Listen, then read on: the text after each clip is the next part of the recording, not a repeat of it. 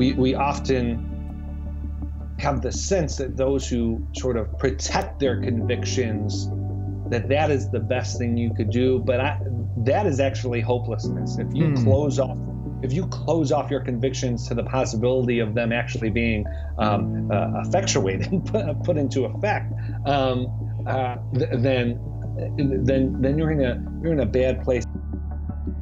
Welcome to the Aptly podcast. I'm your host, Justin McRoberts.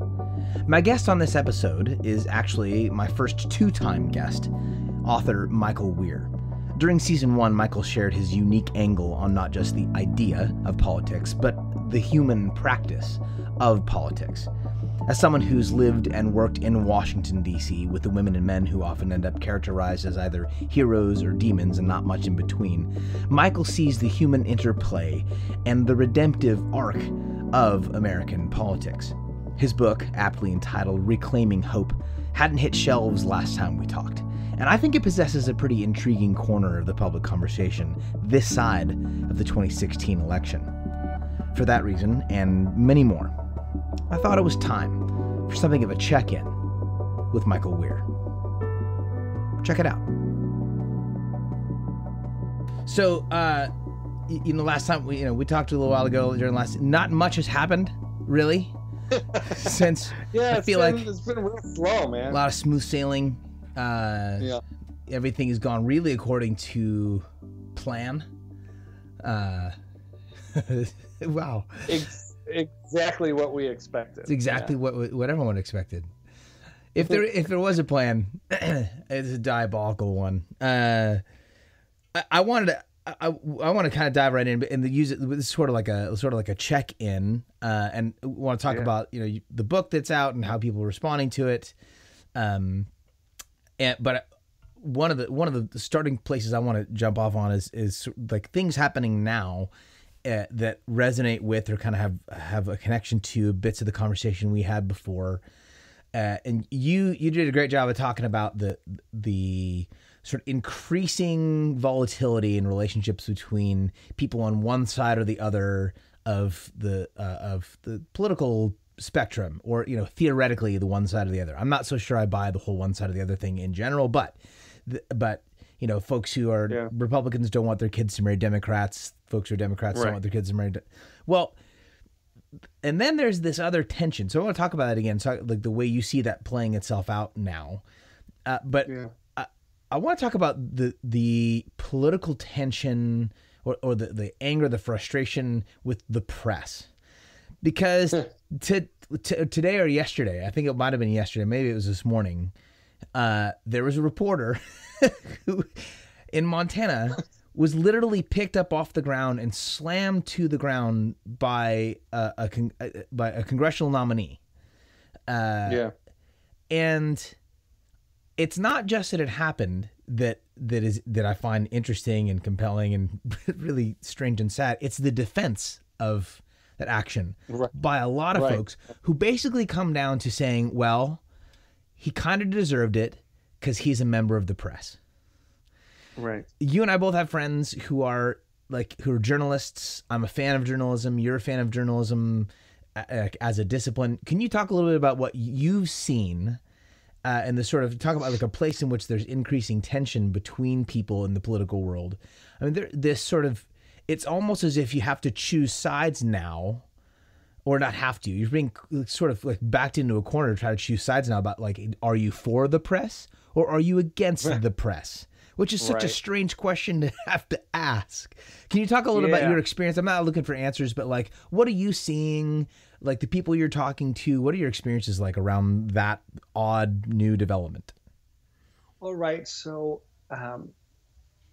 in some ways, these tensions come from the increasing expectation that's placed on politicians and the people who work for them for being able to quote unquote, control the message, to drive the message, to win the day. And when that is sort of the metric by which, politicians and people who work for them measure their success, then it only ups the adversarial nature. I mean, the relationship between press and the people they report on is sort of quintessentially adversarial. Huh. Yeah. But we've never, because of the proliferation of tools that politicians can use to get around the press, and frankly, the ways that press and media can get to politicians. So I think politicians feel increasingly under pressure. So I obviously don't from what I know about the story, I don't sympathize too much with the congressman No. For his physical response, but having worked in politics, I know what it feels like working for politicians who are being hounded by the press and who are being trolled on social media, and that media outlets are finding all kinds of creative ways to sort of pressure politicians to respond, or sort of blow them up. And so I just think the pressure to control the message has increased, and so have sort of the weapons of engagement. And so that's a large reason why we're seeing this sort of acceleration of disputes. And I like the way you said it just now. We talked about the relationship between the press and any given politician, or the political power centers is quintessentially adversarial. That the expectation should be that regardless of where you're coming from, because everyone's got their angle, whether you're working for CNN or Fox or Breitbart or whatever. I mean, you've got an angle, and that's got to be okay. But that there's this necessary, you said, quintessential adversarial, I'm not for you. Like that's got to be that's got to be kind of a universal in order to do the job well. I can't be coming in here and trying to help you tell your story the way you want to tell it. That's not my job as the press. And like that seems to be also a place where there's, again, a bit of expectation, like you're saying, like these guys want to tell their story, these gals want to tell their story the way they want to tell it. We've almost lost touch as a populace, like with the expectation and the hope, like, hey, there's an intermediary here that I can go to this network, I can go to this, this paper, and these folks are going to try to cut through the muck. We've sort of lost touch with that a bit. Yeah, I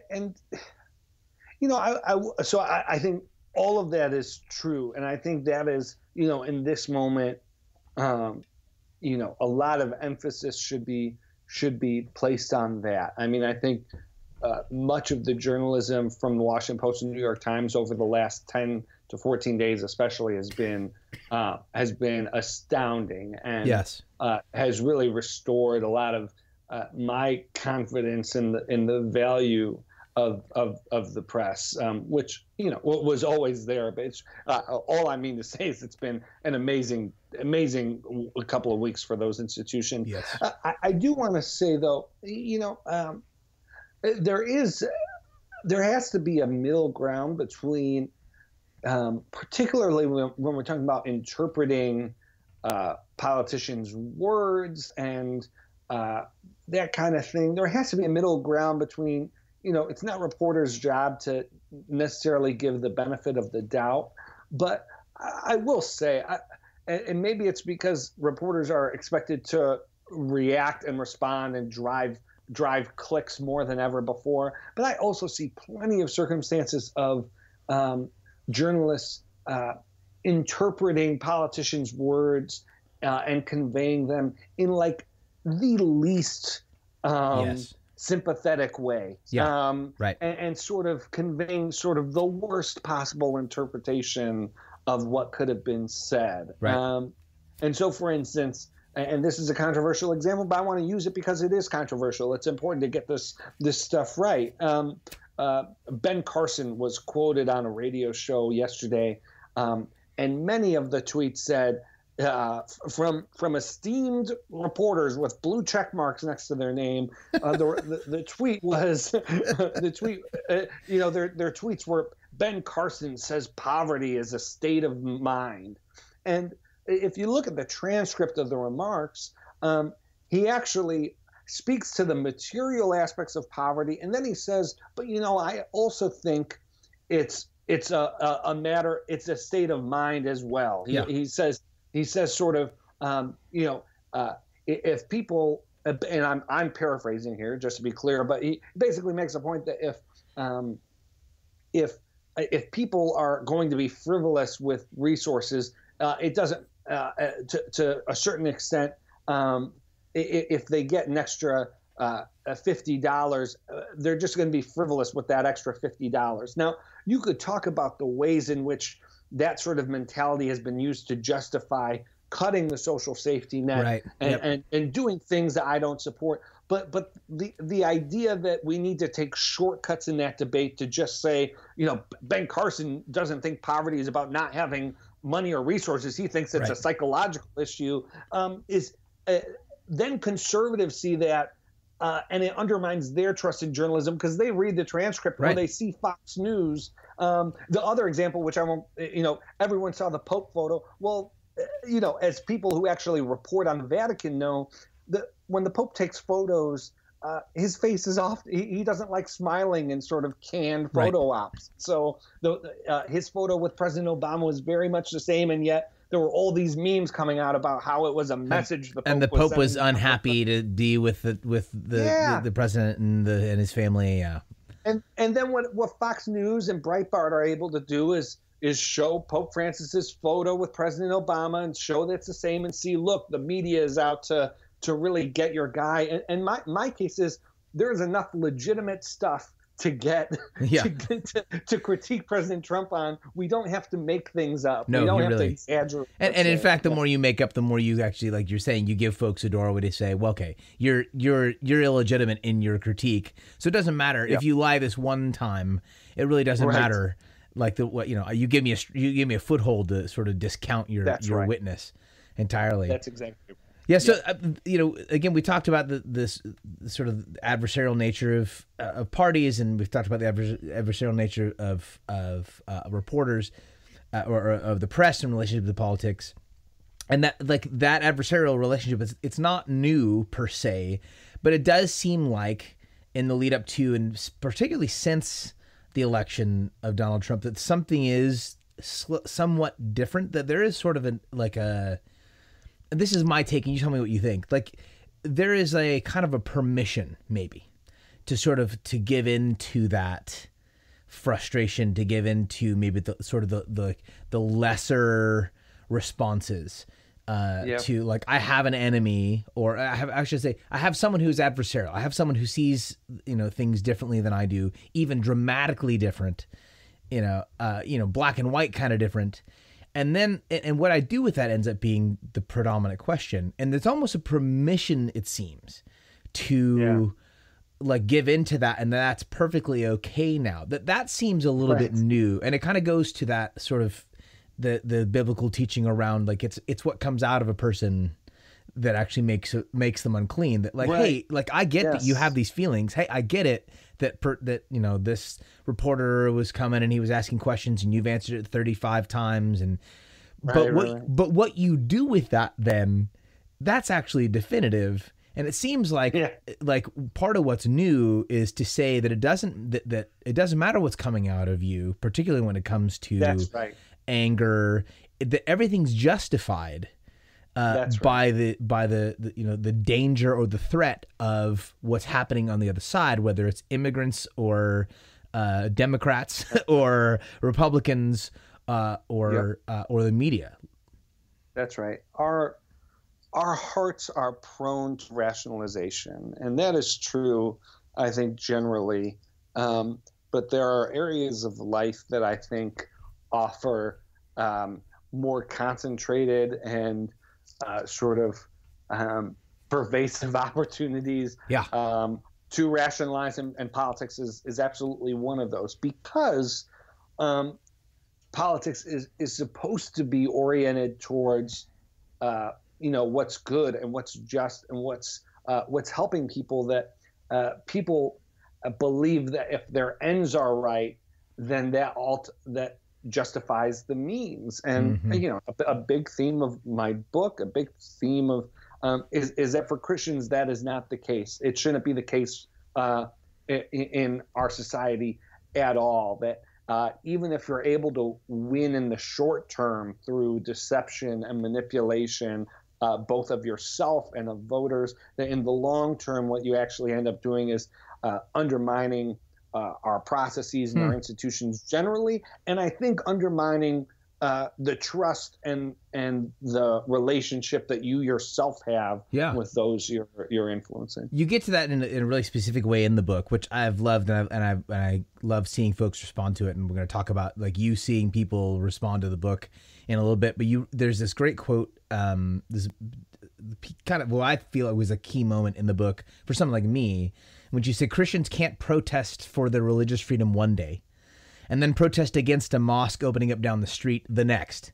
Not only does that undermine, and there's that word, not only does that undermine Christian witness in politics, it undermines religious freedom. And as part of what you're getting at just now, it's like how you respond to the things you're threatened by can honestly undermine the critique you're trying to make about that thing. So you can have a critique, and there's a legitimate critique to be made about the particular influence of particular elements of Islam. Right. If you're not willing to make the critique, you're not paying attention. Right. But how I do that can undermine my own pursuit of religious freedom, my own witness. That's right. Yeah, I think it's actually when the stakes are raised, when we feel the most under pressure, when we feel like the other side is the most threat, that we turn to a utilitarian form of politics. But I would argue that our response should be just the opposite. When we feel like norms are being threatened, that's when it's most important to uphold them. When we feel the most at threat, that's when we ought to focus most on pursuing a sort of the safety and inclusion of even those we disagree with. That sort of when we respond to like with like, then we think we're doing it for a just cause, and we might be, but it ultimately feeds into the very vicious cycle that we're trying to oppose. Which you actually wrote a great piece. It popped up yesterday about a trip to, I think the town's called Luton, or it's not Luton, right? It's Luton. It is Luton, I think, which is Bedfordshire, England. I think so. But... Right? Yeah, there was on it. And you had an interaction with an Anglican peace activist named Peter Adams that sort of that informed a little bit of this sort of like, what do you do in the tension thing? Can you recount that a little bit for us, and we'll direct people to that piece from the site. Yeah. So it's a long story, and so folks should look at the piece. But basically, Luton is a sort of microcosm of so many of the themes and forces that we've been discussing over the last year. So Islamophobia and white nationalism, issues of social cohesion and sort of disintegration. Luton is the home to major far right white nationalist parties, and also home to Islamic extremists. So the 7/7 bombers stopped in London to organize before heading to London, which sort of put Luton on the international map. So Luton is about 45 minutes outside of London. So they stopped in Luton, gathered, and then I believe they took the train. They traveled to London together and executed the bombing, and that sort of put a lot of international focus and pressure on Luton, that created a lot of friction. And I was hosted by the Church of England in Luton, and the Church of England is doing incredible interfaith work in the city. Peter Adams is a part of that, and I just learned a great deal about how faith can play a positive role in bringing people together that I think are sometimes in sort of the secular West, our sort of impulse is to look at something like Islamic extremism and say, oh, look, religion's the problem. Therefore, if we sort of ignore the role that religion plays, we're starving the problem. Actually, what you're doing is making yourself irrelevant. For people for whom religion is central to their lives and their communities, what religion and faith can actually be used as a positive force to bring people together and to speak to people in a way and through a frame that they're used to thinking. And so I tell a story about spending time with Muslim activists on the ground and Anglican activists and even social cohesion police officers, this new kind of model of policing in Luton. And they're all sort of working together to isolate the extremes on both sides. And it was tremendously encouraging for me. Social cohesion police officers, like sort of like creating or like emphasizing, like here's where the actual extremes are, so the folks who aren't in those extremes can recognize one another. Yeah, so it's interesting. So it's a law enforcement unit, but they aren't allowed to make arrests, and so their job is to be in the community, and because people know that these folks aren't out to turn you in or sort of make arrests, that they become trusted in the community. They're able to build sources that are able to say, look, I heard something may be brewing for next week, or hey, I think there's an opportunity here for relationship building, and people who maybe feel uncomfortable about working with police, either because of for immigration purposes, right, or because they're concerned that they'll be discriminated against for their faith, or for any number of reasons. These officers are able to establish sort of a trusted presence in the community, and it's it's a relatively new model. So there are only 2 cities in the UK that have these units. I believe Luton and I think Birmingham.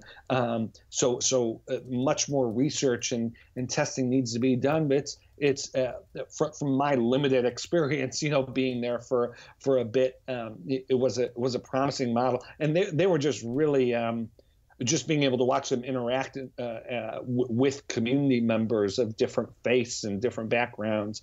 I was impressed with the work they were doing.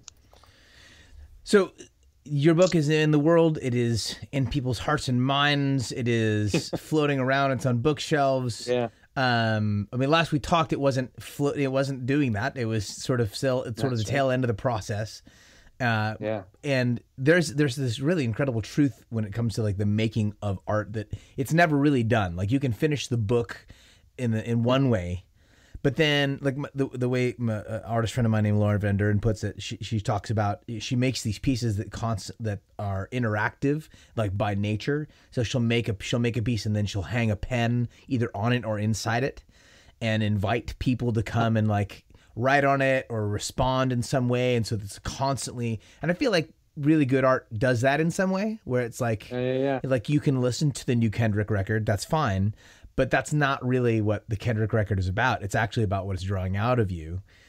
Can you talk about like seeing people respond to your book, conversations you're having? What's it like to have a work that you've made in the lives of people and having them respond to it? It's been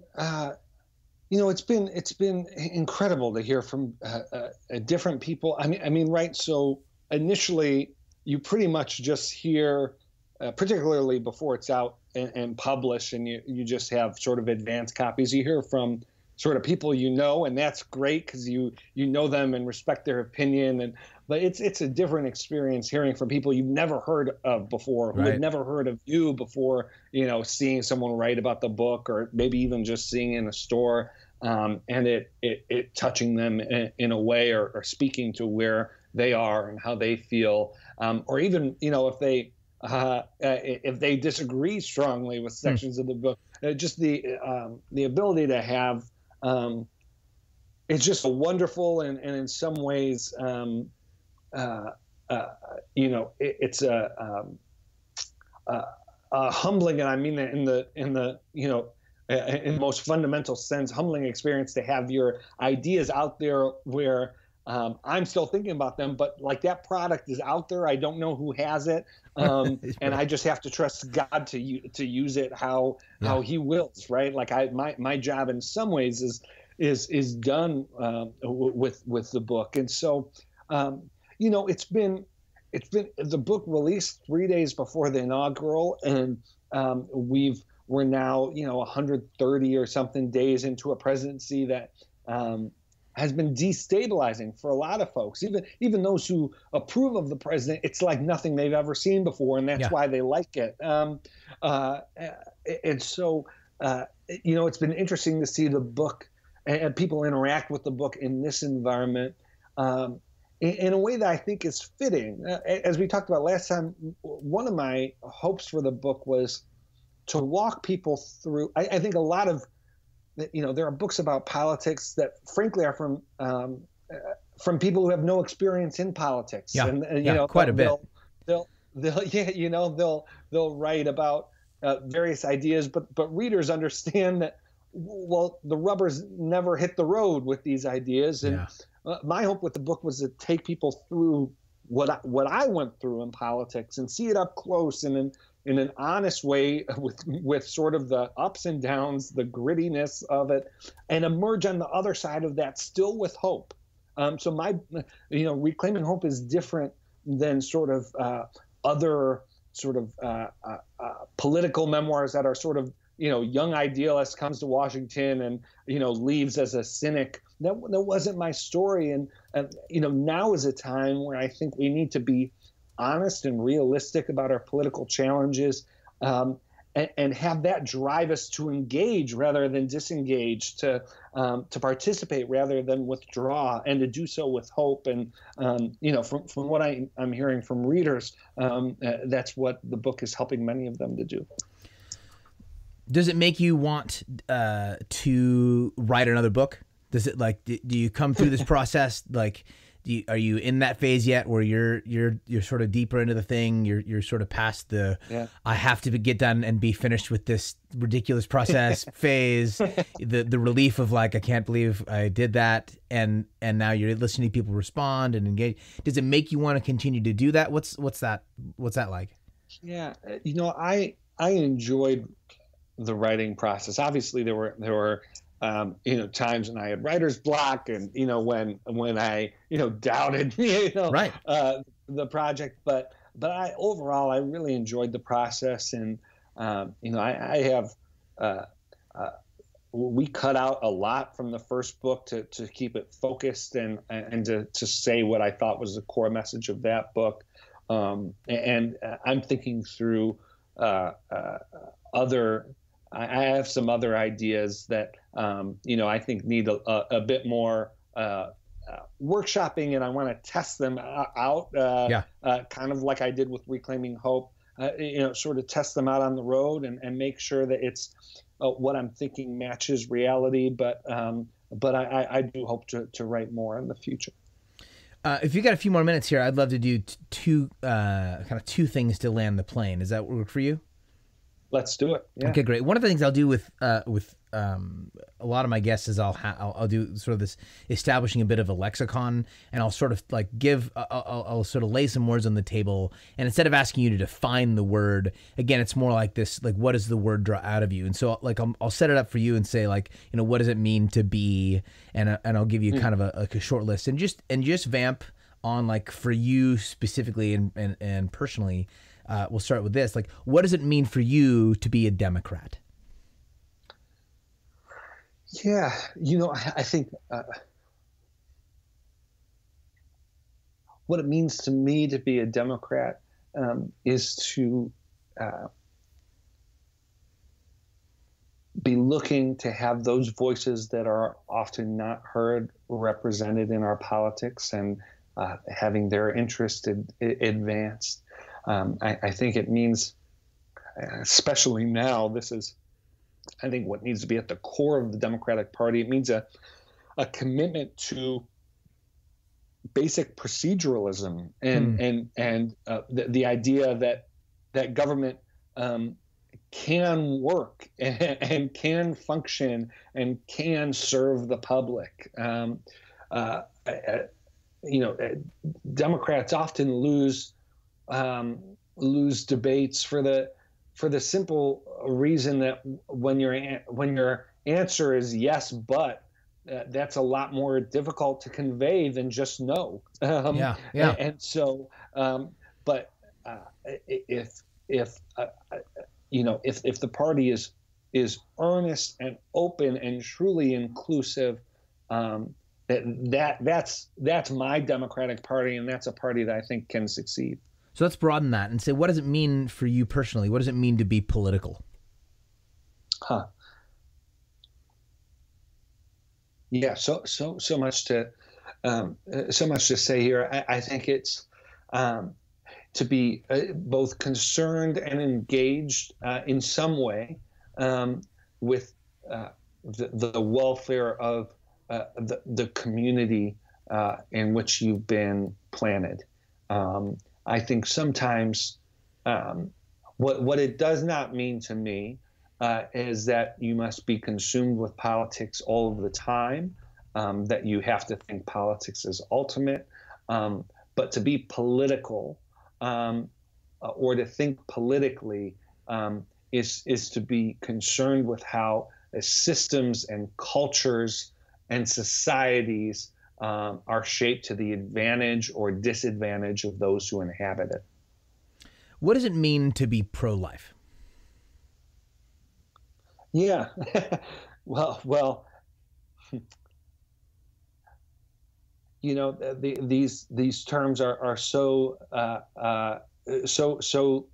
loaded, and they've become such political footballs. I think it's important to say, pro-life is a term that has become almost meaningless. So, for instance, if you look at some polls, you'll have more than 50% call themselves pro-life, and more than 50% also call themselves pro-choice. So, in other words, there's a major slice of voters that say that they're both pro-life and pro-choice. And there's a way in which that can be true, but that's almost to sort of negate the reason why the terms were, or why we have the terms at all. So to be pro-life is to be is to believe that there is to reject the throwaway culture, to reject the idea that life is expendable and can be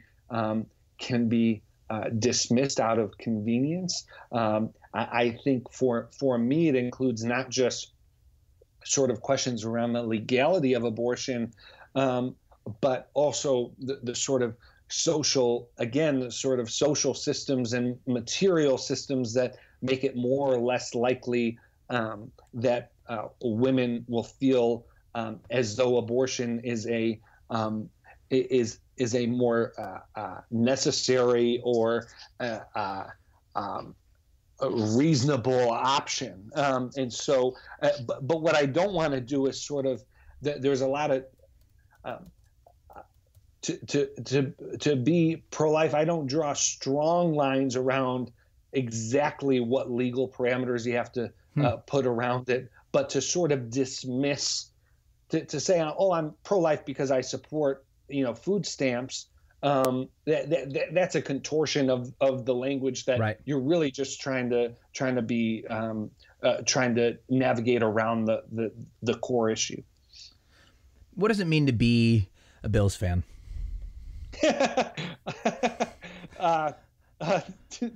A constant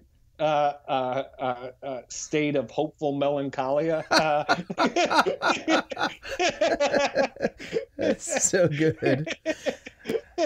That's really good. Yeah.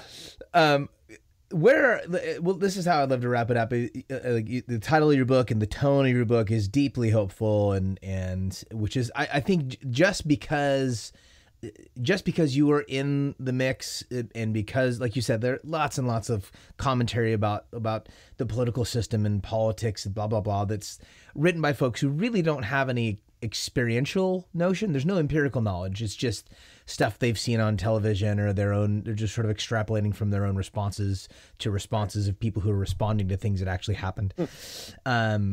You were up in the mix, you saw, and you come to you come to your audience with this hopefulness, with this sort of posture of there is, it's sort of that Samwise Gamgee, like there is good in the world and it is worth fighting for thing. Can you talk about, with the title Reclaiming Hope, where are you seeing that hope right now? I mean, you really get into it, like this is what it looked like, this is what it felt like to experience it then, and you point forward a little bit in the book, but what's it look like? Where are you seeing hope and light in the world of kind of the broader world of politics, the way you defined it earlier? Yeah,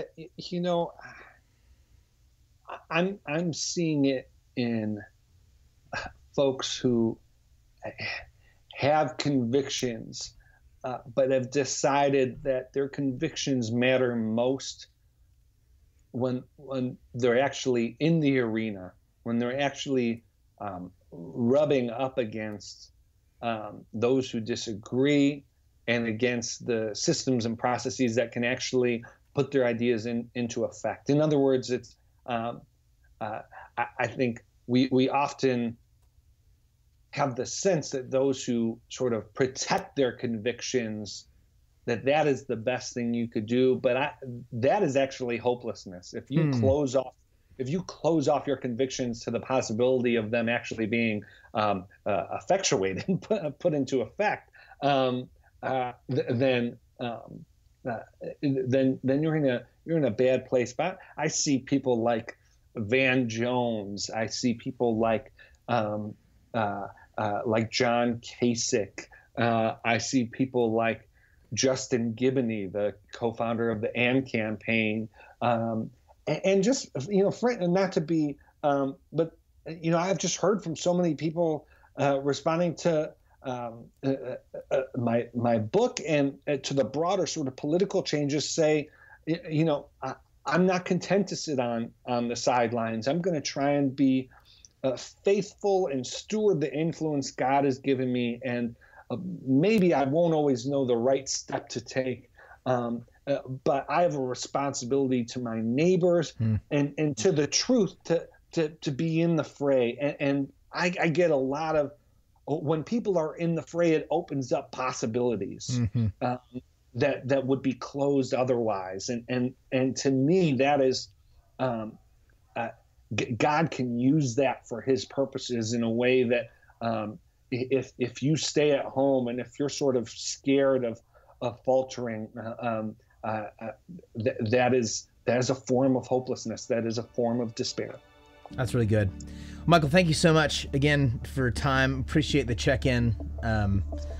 Appreciate what you're doing out there in the world. Hey, thanks, man. Yeah, man. We'll talk again soon. Awesome. Grateful for you. Thanks, Justin. Bye. And thank you for listening.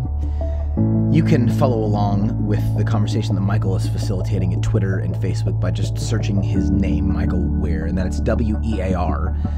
I'd also suggest checking out his Church Politics podcast. It's actually just called Church Politics, and Michael hosts it with attorney and political strategist Justin Giboney. It's a really, really interesting podcast. I think you'll dig it. Resources for this episode, like every other episode, are available by visiting @cpodcast.com. And once you're there, consider supporting this podcast by clicking the Patreon link. Patrons had early access to this episode as well as every other episode, along with a few other perks I think you'll find interesting.